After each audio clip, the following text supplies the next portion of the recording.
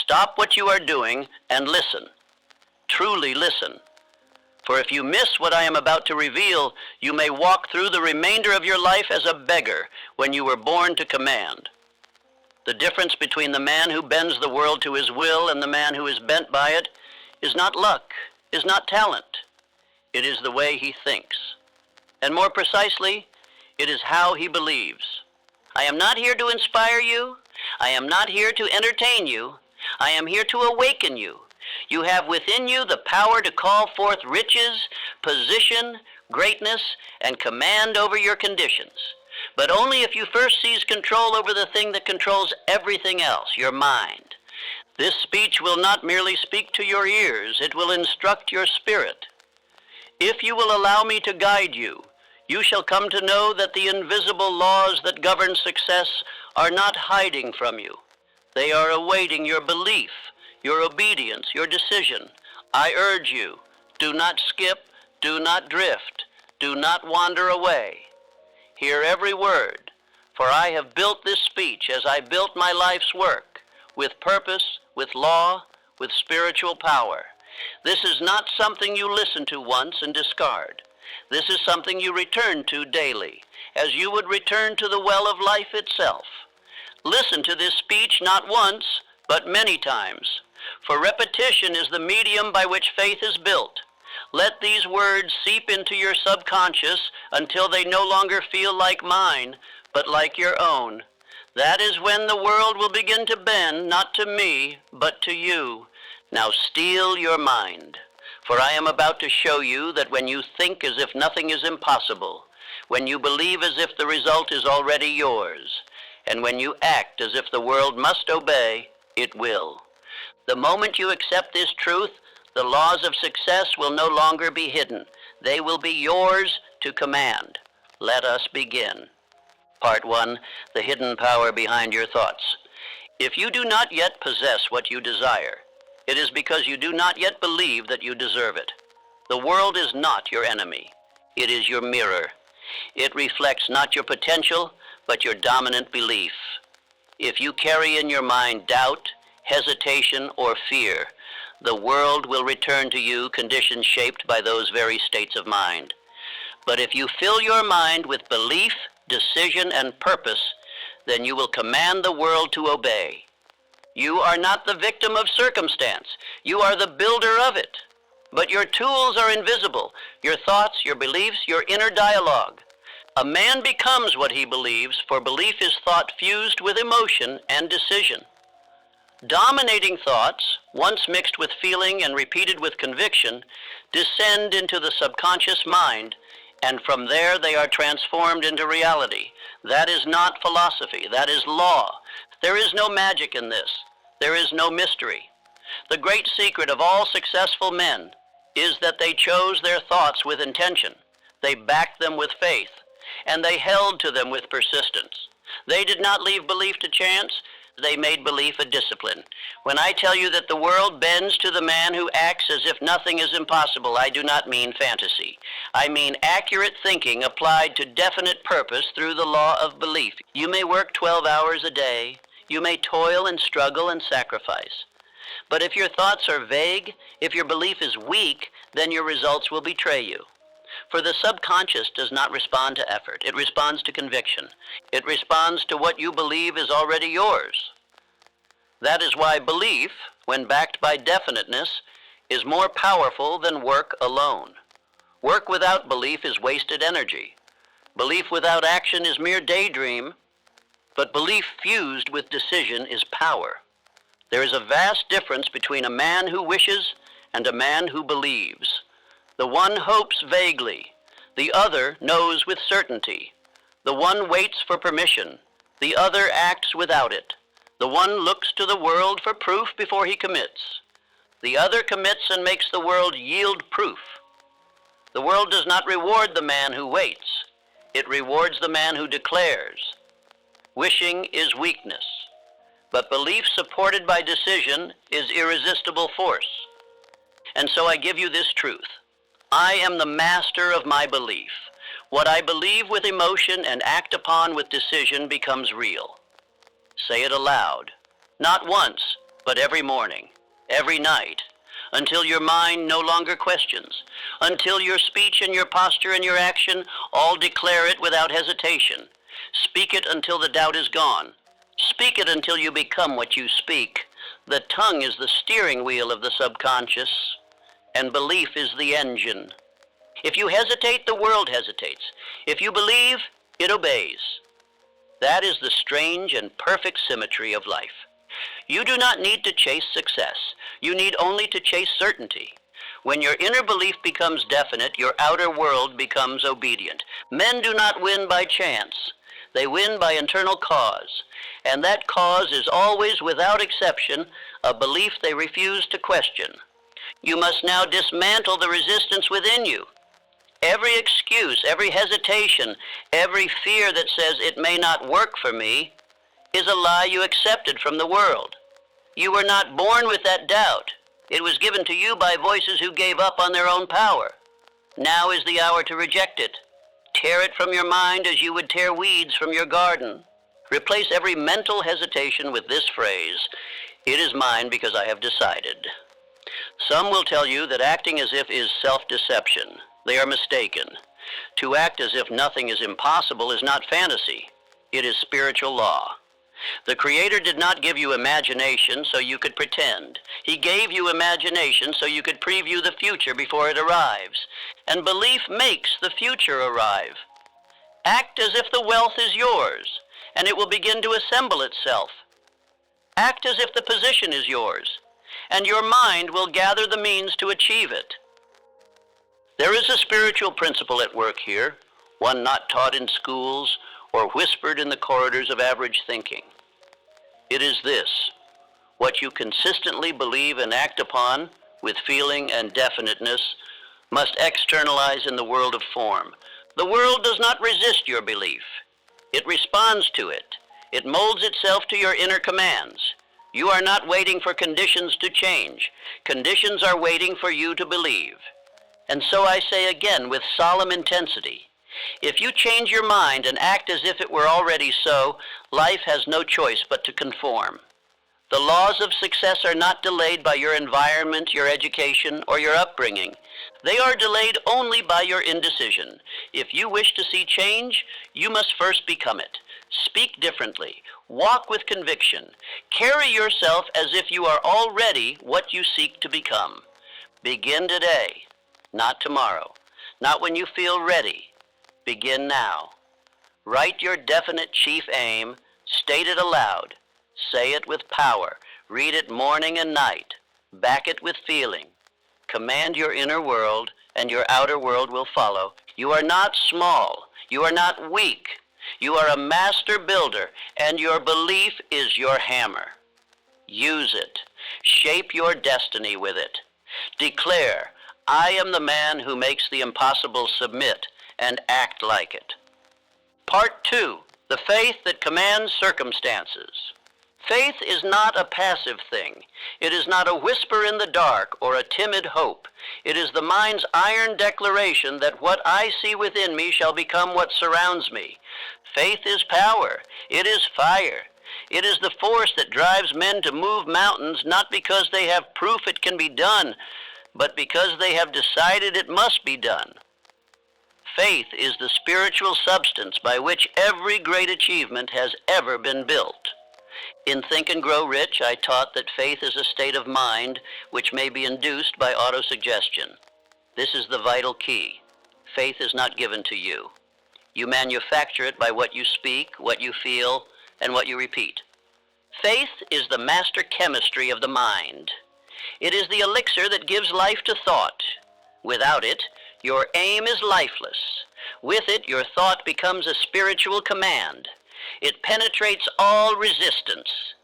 Let me make this plain. You do not wait for faith to appear. You do not ask the world to give you evidence before you believe. That is not faith. That is indecision masquerading as logic. You decide to believe. You speak it, act upon it, live it, and the feeling will come. And once the feeling comes, it must be held, intensified, and directed toward your definite chief aim. That is how men build empires from nothing. Consider Henry Ford, a man not trained in engineering, not certified by academia, not backed by powerful men. He conceived the idea of the V8 engine and demanded it be built. His own engineers told him it was impossible. He told them, build it anyway. For months they returned with failure. And he said again, produce it. Why? Because he had faith. He saw it first in his mind. He believed it without apology. And the world obeyed his conviction. You must understand, the world bent to Ford because Ford never bent his belief. He did not compromise with doubt. He did not negotiate with logic. He issued a command from within and held to it without retreat. That is faith, not in others, not in systems, but in the power of thought, backed by decision.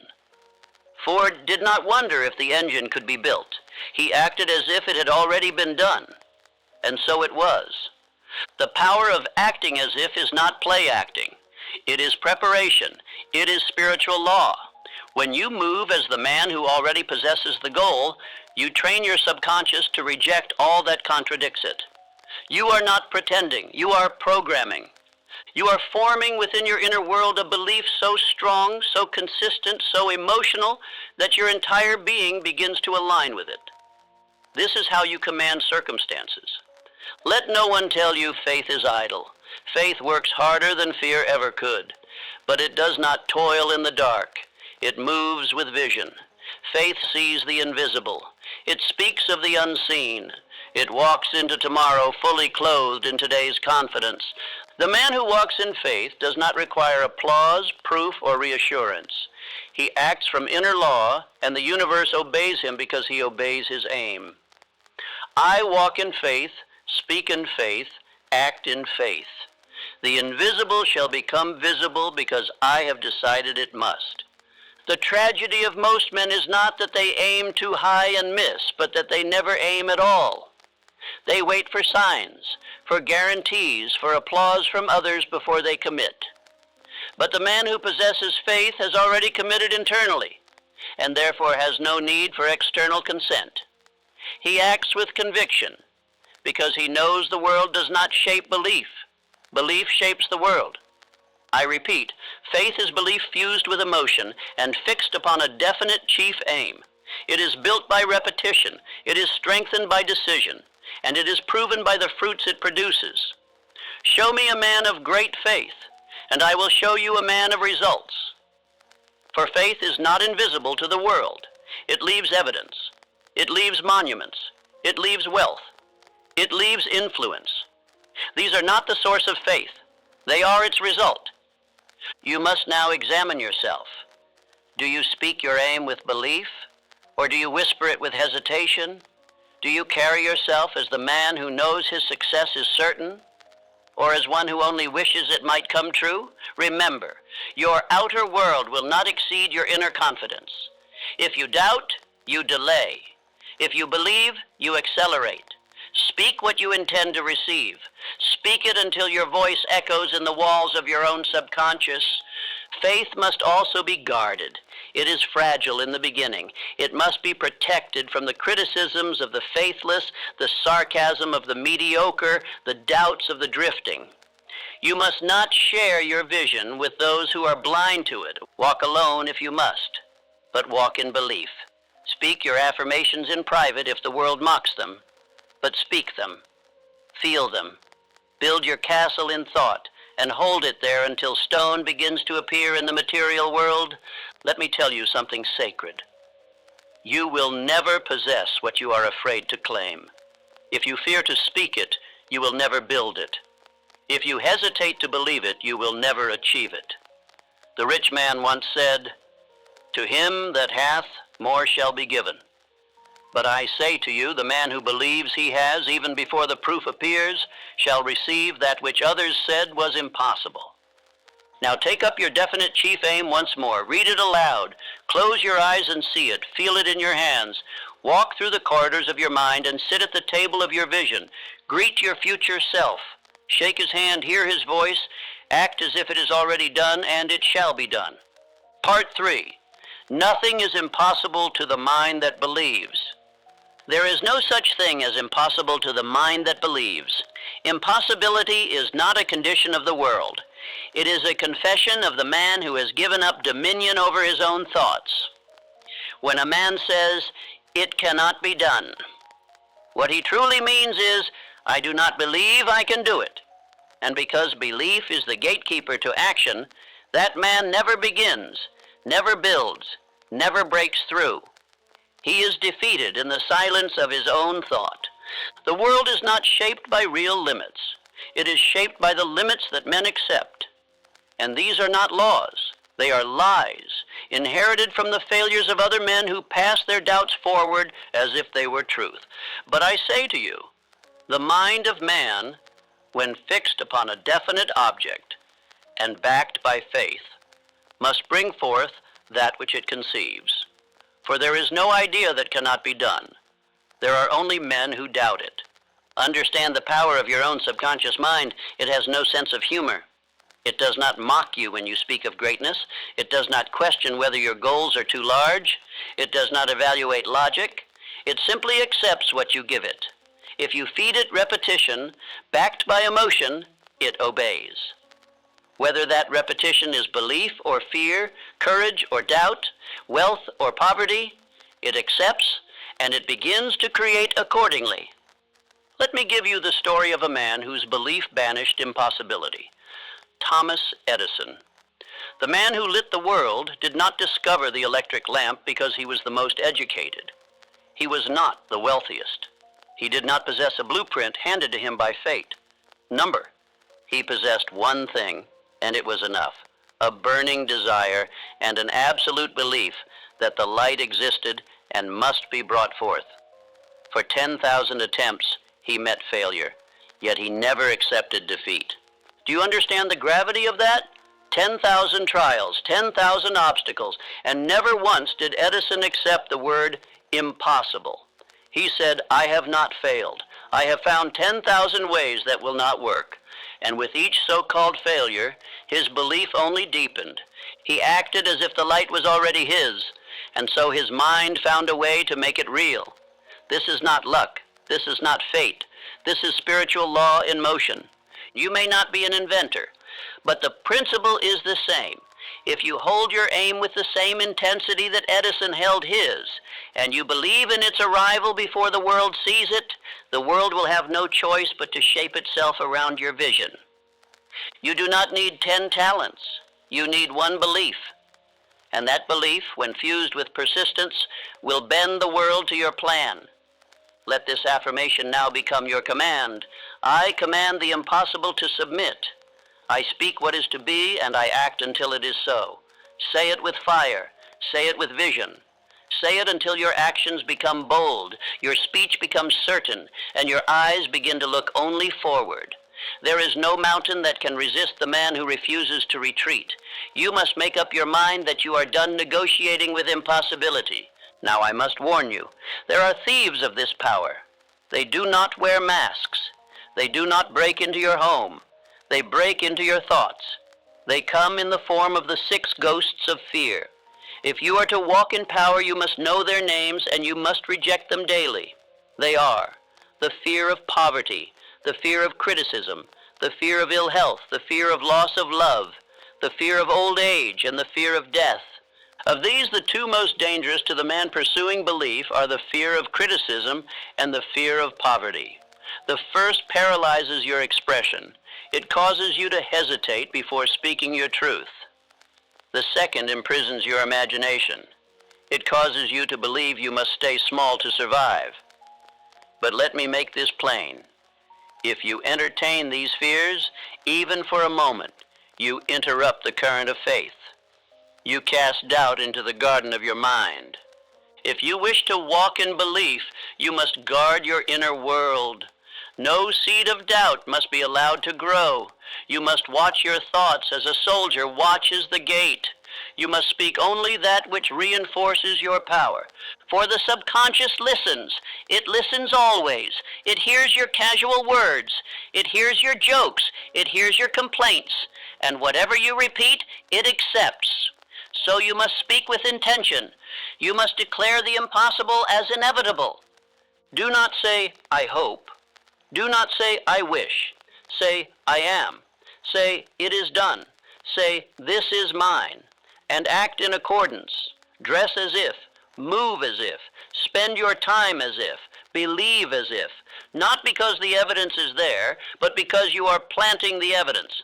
Because you are laying down spiritual cause before the physical effect has time to appear.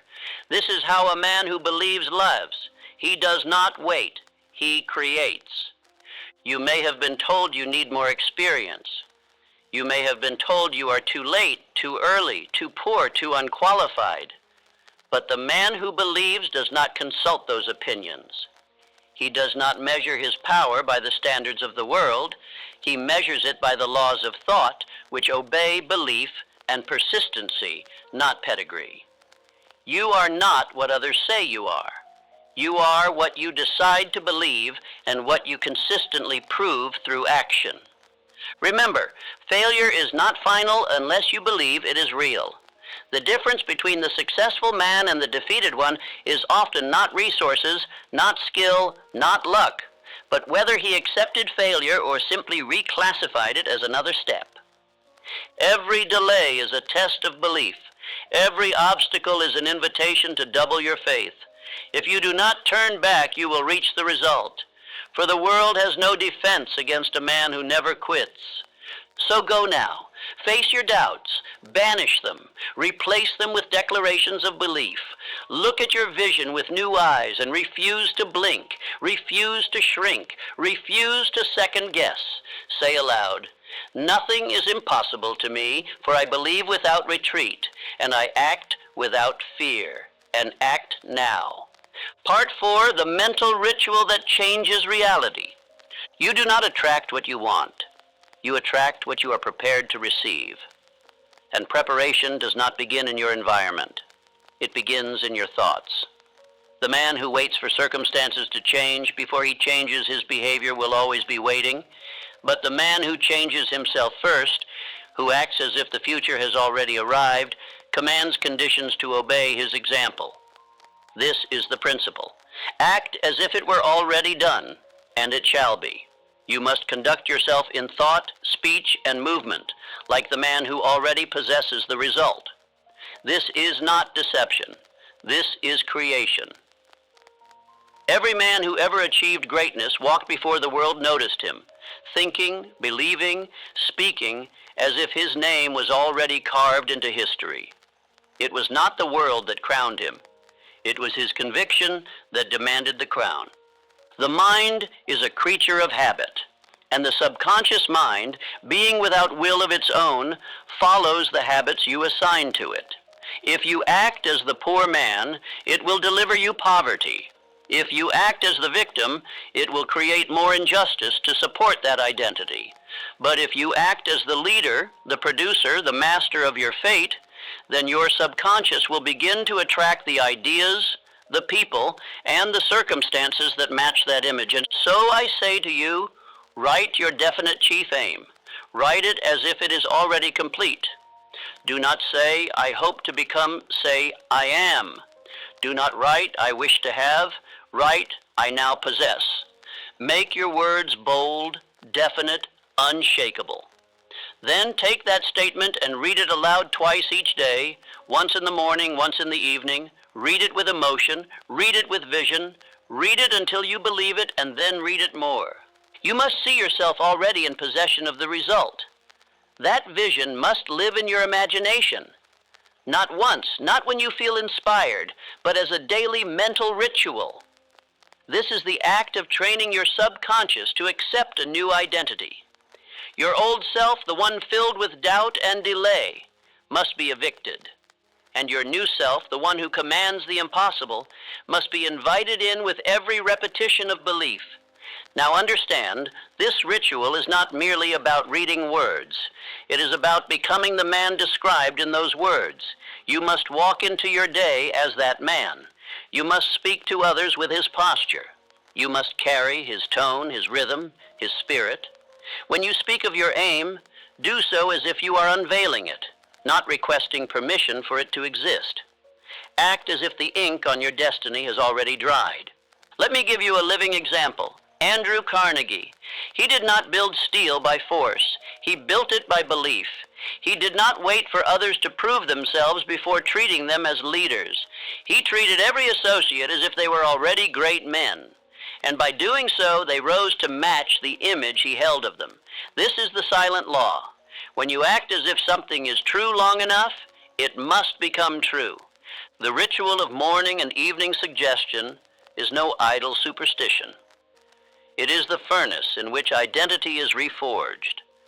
If you rise each morning and immediately read your aim aloud with clarity and feeling, you set the tone for your day. If you speak it each night before retiring, you hand your subconscious a command to work upon while you sleep. Over time, this rhythm becomes your inner music, and it will override all previous noise. Now let us make this declaration. I conduct myself in thought, speech, and action as if I already possess the result I seek. Say it with finality. Do not whisper it. Own it. For what you declare repeatedly becomes law in the land of the subconscious. And once that law is written, the machinery of your mind begins to move in its service. Ideas emerge, energy increases, coincidences appear. Why? Because you have changed your vibration of identity. And let me be clear, this transformation does not require the approval of others. You do not need applause to act as if you are powerful. You do not need titles to behave with authority. You do not need wealth to speak like a builder of fortunes. These things come after the behavior, not before. Your actions must lead. Your emotions must follow. And the world must then respond. Let us speak of behavior. The man who acts as if he is defeated carries slouched shoulders, avoids eye contact, speaks in uncertain tones, and hides from challenge. The man who acts as if he is victorious stands tall, meets eyes directly, speaks with calm command, and walks toward the struggle with eagerness. These are not random traits, they are reflections of belief. You must choose which version of yourself you will breathe into being. But what if doubt remains? What if fear clings? Then act anyway. For action, repeated, will strangle doubt. There is no greater antidote to uncertainty than motion. You cannot wait to feel confident before you behave with conviction. That is not how transformation works. You must earn confidence through performance. Each time you act in faith, your mind collects evidence that you are who you say you are. And soon, a shift will occur. A new identity will emerge. One that no longer plays small. One that no longer hides behind past mistakes. One that no longer fears the opinions of the world. You will begin to carry your purpose with dignity. You will speak with the authority of belief. And the world will begin to treat you differently. Not because it changed, but because you did. You are not here to impress others. You are here to express the full potential of the man within. And that man is waiting. He does not require more information. He requires repetition. He requires discipline. He requires a ritual of thought, of speech, of posture. And through that ritual, he will rise. Now I say again, write your aim. Speak it aloud, twice daily, with emotion, with vision, with certainty. Act as if it is already yours. Conduct yourself in the image of the man who has already received it. This is not fiction. This is the formula. Thousands have used it. You shall now be counted among them. Part 5. What the subconscious obeys.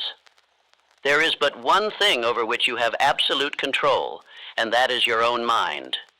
This truth is the cornerstone of all achievement. You may not control others. You may not control the tides of the economy or the decisions of men, but you control your thoughts, and by mastering that internal dominion, you come to influence all that is external. All else in your life will follow the pattern of your belief. Your subconscious mind is the silent builder of your circumstances. It is the unseen hand shaping your conditions, but it is not creative on its own. It must be directed. It does not originate thought, it receives it. It does not distinguish between truth and falsehood, wealth or poverty, victory or defeat. It acts upon whatever you impress upon it through repetition and emotional intensity. What you plant, it must grow. Think now of your subconscious as a fertile field. If you plant thorns, doubt, fear, limitation, those shall take root and overrun the garden. But if you plant strength, purpose, belief, and clarity, and water them daily with conviction, then abundance shall rise. The field does not argue. It does not discriminate. It obeys. Your job is not to beg the soil to grow. Your job is to sow deliberately and to weed out the seeds of confusion. The subconscious responds best to commands spoken aloud, repeated daily, and backed with definite emotion. This is why I have insisted upon writing your definite chief aim and reading it twice daily. It is not a ritual for ritual's sake. It is a programming instruction to your inner world. The mind, once charged with definite thought, begins to seek every opportunity, connection, and circumstance that aligns with that command.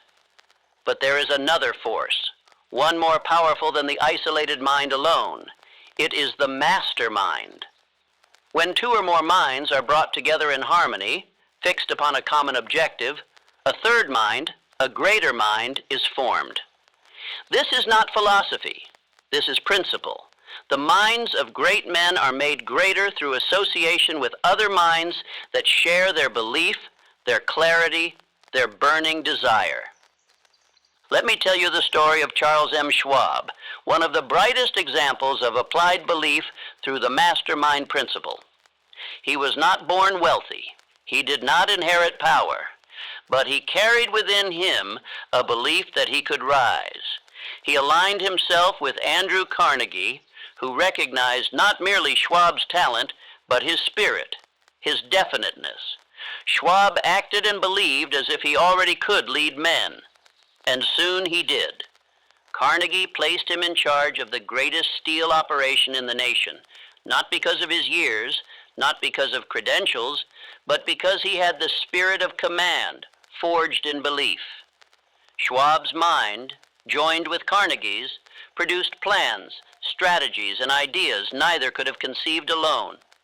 The power of the mastermind was the furnace, and faith was the fuel. Together they built an empire of steel. Now listen carefully. Your subconscious mind will mirror the dominant belief of those you associate with most often. If you keep company with doubters, their doubt will poison your subconscious. If you walk with critics, their negativity will cloud your inner vision. But if you form a mastermind alliance with those who believe, those who affirm, those who pursue with purpose, then your belief will multiply. You must therefore choose your influences as a king chooses his counsel. Let no man or woman into your inner circle who does not support your vision. Let no conversation enter your ears that weakens your conviction. Let no habitual voice dwell near your subconscious if it does not speak of growth, power, and purpose. You are the gatekeeper. You must guard your mind as the treasury of your destiny. Repeat this affirmation aloud. My subconscious receives only commands of power, purpose, and triumph. It obeys my dominant desire. Say it in the morning. Say it in the evening. Say it when doubt knocks, and when delay tempts you to slow down. Your subconscious listens, it always listens, and the voice it hears the most, it obeys the fastest. Now let us make this practical. If you do not yet have a mastermind alliance, form one. Find one man, one woman who believes as you do. Meet regularly. Speak only of victory. Review your aims. Share your affirmations. Eliminate idle speech, weak talk, and fear-driven thoughts. Let your meetings be focused, definite, and high-minded. For in such alliance, you do not merely increase your intellect, you multiply your influence. And if you cannot find such men or women, then walk with the minds of those who left their thoughts in books. Read the words of great builders, bold leaders, visionaries. Let their ideas become your silent counsel until you stand strong enough to gather the living around you. You are never alone if you walk with powerful thought. Remember this law: the subconscious mind does not create, it responds. And when multiple minds are fixed on a common definite aim, they generate a current of belief too strong for any barrier to resist. If your aim is strong, your faith fixed, your alliance harmonious, then the world must yield. You must now cleanse your inner world of contradiction. There must be no division between your desire and your conversation, no gap between your goal and your posture. The subconscious cannot carry out double-mindedness. It will delay when it senses doubt. It will hesitate when you hesitate. So speak only with clarity. Think only with purpose. Surround yourself only with minds that feed your conviction. In the final analysis, success is not a question of environment or opportunity. It is a question of who controls your mind. The man who claims dominion over thought commands life, and the man who allows his mind to drift with the opinions of others will be forever lost in their mediocrity. So take up your aim, repeat it aloud. Let your voice stir the depths of your subconscious. Align yourself with those who reinforce your belief. And know this above all: your world will become what your inner alliance insists upon. Part 6, the destroyer of doubt. Indecision is the seedbed of failure. It is the breeding ground of fear, hesitation, and drift. Where there is no decision, there is no direction. And where there is no direction, there can be no victory. A man who cannot decide will forever bow to the man who can.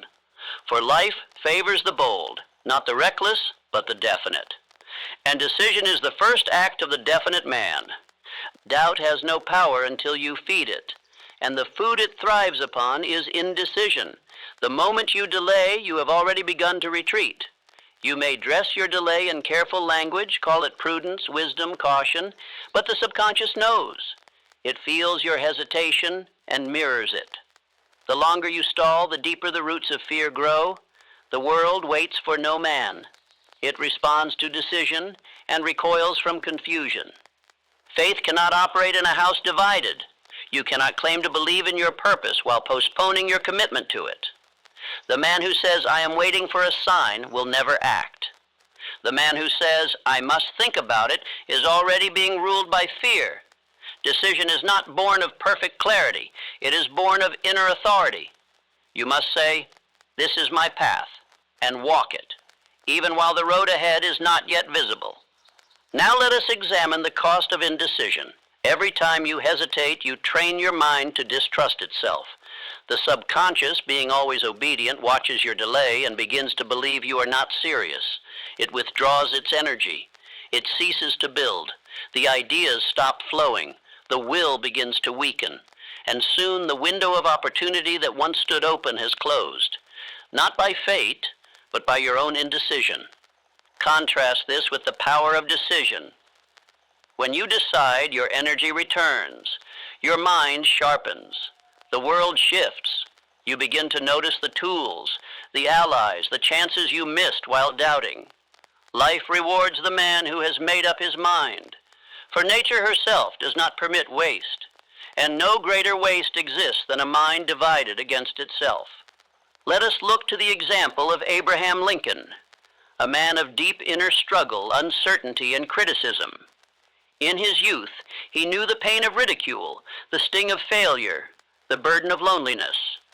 But amidst all this, he made a quiet decision. He would leave a mark upon the world. That decision, once made, governed his every step. He was not perfect. He did not always see the way clearly, but he had decided, and that decision gave birth to one of the greatest destinies in history. It was not Lincoln's eloquence alone that gave him power. It was his moral conviction, his inner decision that right must be done, and that he would bear the weight of doing it. When others doubted, he remained fixed. When the Union trembled, he stood steady. Decision makes a man immovable, not because the winds do not blow, but because he is rooted in belief. This is your call now. You must cease wandering between possibilities. Choose your aim. Fix it. Commit. You do not need perfect plans before you begin. You need only the will to begin. The plans will unfold as you move. The doors will open as you walk, but the world will not kneel to the man who has not stood for himself. Let this be your affirmation. I decide. I act. I believe. I do not waver. And the world follows the man who does not flinch. Speak it when you feel unsure. Speak it when fear whispers. Speak it until your heart believes it and your steps embody it.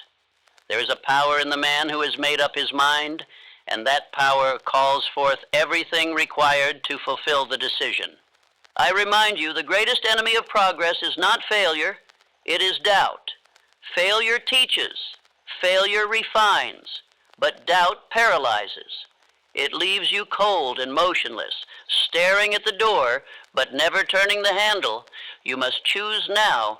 Will you be a man of waiting or a man of movement? Will you live according to your vision or according to your fears? When you look upon your definite chief aim, do not entertain questions. Do not wonder if you are worthy. You are. Do not ask if it is possible. It is. The only question that matters is, will you decide to pursue it with everything you have? That is all. And once you answer that question with certainty, every other question fades. Understand this law. Decision burns bridges. It removes retreat. The man who succeeds does so because he has eliminated the possibility of turning back. When the mind knows there is no escape, it summons strength previously unknown. You have more power in you than you have used, but that power will not awaken while you are still choosing. So I instruct you, write your decision, speak it, commit to it in action. Move now, not tomorrow, not when the fear fades. Move while the fear trembles in your shadow. Move while doubt stands frozen behind you. For the moment you move with conviction, you will feel a strength you forgot you had. You will feel alive again. And the world will see it. They will see a man who has made up his mind. They will sense the fire behind your eyes, the certainty in your step, the resonance in your voice, and they will follow. For men follow clarity. They follow decisiveness. They follow those who know where they are going. You are such a man if you decide to be. You need no permission, no validation, only the will to speak, to move, to persist. You are the master, and doubt is the servant that must be dismissed. Let us go on. Part 7, what stops the faithful? Fear is not real, it is not substance, it is not solid, it is mist, vapor, smoke of the mind, but it becomes a wall to the man who believes it, and it becomes a prison to the man who obeys it. Fear has no power unless you grant it with your attention, your imagination, your indecision. And yet, fear has kept more men poor, small, and silent than poverty, failure, or death ever could. I tell you plainly, fear is the devil's greatest tool. It causes drifting. It clouds clarity. It poisons vision. In outwitting the devil, I revealed what I learned in my study of thousands of men, those who failed, those who succeeded. The difference was always this. The successful man learned to think and act in spite of fear, while the unsuccessful man waited for fear to vanish before he moved. And fear does not vanish. It must be defied. There are 6 ghosts of fear, and if you do not name them, they shall live in you without your knowledge. First, the fear of poverty. Second, the fear of criticism. Third, the fear of ill health. Fourth, the fear of loss of love. Fifth, the fear of old age. Sixth, the fear of death. These 6, when left unchallenged, rule over man like unseen masters. But when exposed, when named, when rejected, they dissolve. Let us speak first of the fear of criticism, for it is the most subtle and most deadly to ambition. It causes men to lower their voices, to soften their declarations, to delay their aims. A man who fears what others will say can never fully speak his vision. He walks in the shadows of other men's opinions. He becomes small, not because the world made him so, but because he surrendered his voice. I say to you, you must not fear to be misunderstood. You must not fear to be doubted. You must not fear to be alone in your vision. Every great leader, every builder, every innovator, every man of faith walked through the valley of criticism before reaching the mountain of success. The world does not cheer the man at the start. It doubts him, it mocks him, it resists him. But if he persists, the world will one day stand in awe of what he has built. Now let us turn to the fear of poverty, the most common and the most crippling. This fear paralyzes initiative. It whispers, "What if you fail?" It tells the man to play it safe, to wait, to preserve instead of pursue. But wealth does not come to the cautious. It comes to the bold. The man who fears poverty shall always serve the man who fears nothing. For faith and fear do not dwell in the same house. Let us look to the example of John D. Rockefeller. He was not born into riches. He was born into hardship, uncertainty, and struggle. But he decided early that he would master his world. He was called reckless, dangerous, mad. He invested when others retreated. He bought when others sold. He moved forward when others froze. He did not fear loss because he believed in gain. And the world, once confused by his conviction, came to admire it. You must train yourself to move in the face of fear. You must feel it rise and act anyway. You must hear its voice and speak louder. Fear is not your master unless you kneel to it. But when you stand, when you move, when you refuse to bow, fear has no choice but to flee. It cannot hold its ground against faith in motion. Action is the fire that burns fear away. Let us now make this declaration together. I do not shrink. I do not stall. I am immune to fear, for I am acting under a definite chief aim. Say it with your chest lifted. Say it while your hands tremble. Say it until they no longer do. Courage is not the absence of fear. It is the decision to advance while afraid. And each time you do, you become more powerful than you were the day before. You must also be ruthless with the voices you permit into your life. Fear is contagious. It spreads from man to man like disease. If you walk with cowards, you will begin to speak their language. If you confide in doubters, you will begin to hear their warnings in your own mind. But if you surround yourself with the brave, with the builders, with those who believe, then fear will have no air in which to breathe. There will come moments, nights, mornings, long hours, when fear will attempt to return. It will whisper of failure, shame, or rejection. In those moments, you must respond not with silence, but with affirmation. Speak aloud your aim. Recall your victories. Act with small steps if you must, but act. Do not sit still, for fear thrives in stillness, but it flees from motion. You must now decide who rules your house, the voice of fear or the voice of faith. You cannot serve both. One must be exiled. One must be dethroned. And this is done not once, but daily. Every day is a battlefield. Every thought a weapon.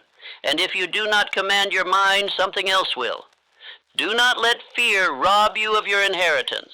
You were born with the power to believe. You were born with the ability to decide. You were born with the right to act. These are divine gifts. Use them. And when fear returns, remind it. I have chosen to walk in faith. I have chosen to move forward. I have chosen to live by purpose, not by panic. You are not alone in this. Every man who ever triumphed stood in your place. They all felt the cold breath of fear, but they walked anyway. They believed anyway, and by doing so, they became the giants of their time. You are not different. You are not smaller. You are simply waiting for your own command. Give it now. Declare, I walk in power. I walk in clarity. I walk through fear and leave it behind me. And begin again. Begin strong. Begin without apology. Begin with decision. Let us proceed. Part 8. Speak and walk as the person you demand to become. Your thoughts are commands. Your words are blueprints. Your movements are decrees. Every act of speech, posture, and action sends a signal, not only to the world, but to your own subconscious. affirming who you are becoming. And that identity, once planted, must bear fruit. The world does not respond to what you want. It responds to who you are being. So I ask you now, who are you commanding yourself to become? If you still speak as the man who doubts, the man who delays, the man who waits for permission, then no matter what goals you write, your life will mirror that identity. But if you now speak with certainty, walk with authority, and carry the bearing of one who already possesses the outcome, then life begins to conform to the shape of your belief. Identity is not discovered. It is declared and repeated into existence. Every morning you rise, you are given the opportunity to assume the role. Not the role of who you were yesterday, but the role of who you are deciding to be. You must now speak only the language of the man who has achieved. You must move like him, think like him, rise like him, and work like him. The inner becomes the outer. The imagined becomes the manifested. The assumed becomes the actual. There is a law for this. I called it cosmic habit force. It is the unseen power that takes repeated thoughts and actions and molds them into habits, into destiny. The man who acts as if he is powerful, even when he is uncertain, begins to become powerful. Not because he fakes strength, but because he practices it into permanence. This law does not discriminate. It works for weakness or for strength. Your rituals decide which. This is why you must no longer wait for circumstances to confirm your identity. You must lead them.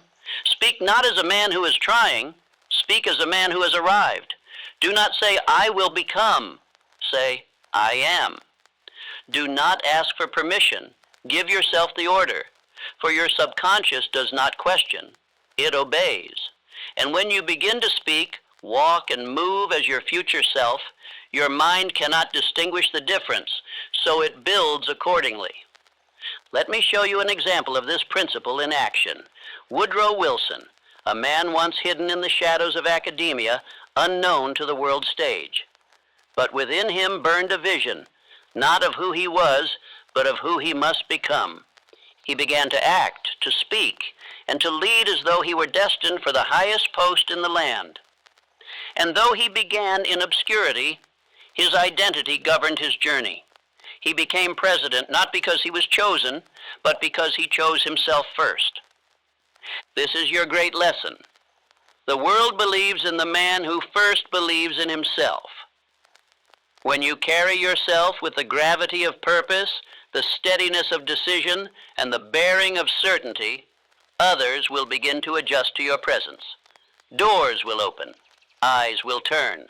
Opportunities will appear. But these are not causes, they are effects. The cause is always identity.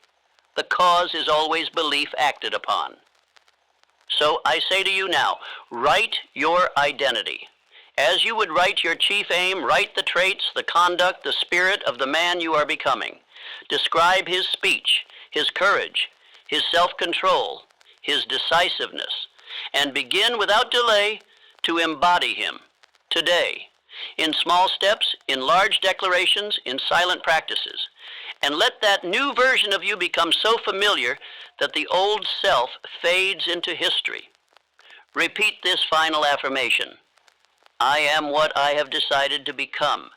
I act as if nothing is impossible, because nothing is when I believe. Say it until your voice carries it with ease.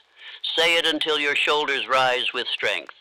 Say it until your habits begin to match your words. For the world will not believe it until you do. But once you do, there is no force that can deny you. You are not what others think you are. You are not your past failures. You are not your doubts. You are not your setbacks. You are a being of thought, faith, and will. You are capable of transforming your world by transforming your identity. And you do so not by waiting, but by deciding, by repeating, by acting every hour, every day. The voice you now use must be firm. The steps you now take must be certain. The choices you now make must be final. For the law does not respond to wishful men. It responds to those who walk in belief. If you would be followed, lead. If you would receive, give. If you would become, declare it, and move. There is no future reward without present identity. There is no crown without bearing the weight first in silence. But once you do, the shift begins. You will speak, and others will listen. You will act, and results will follow. You will command, and life will respond.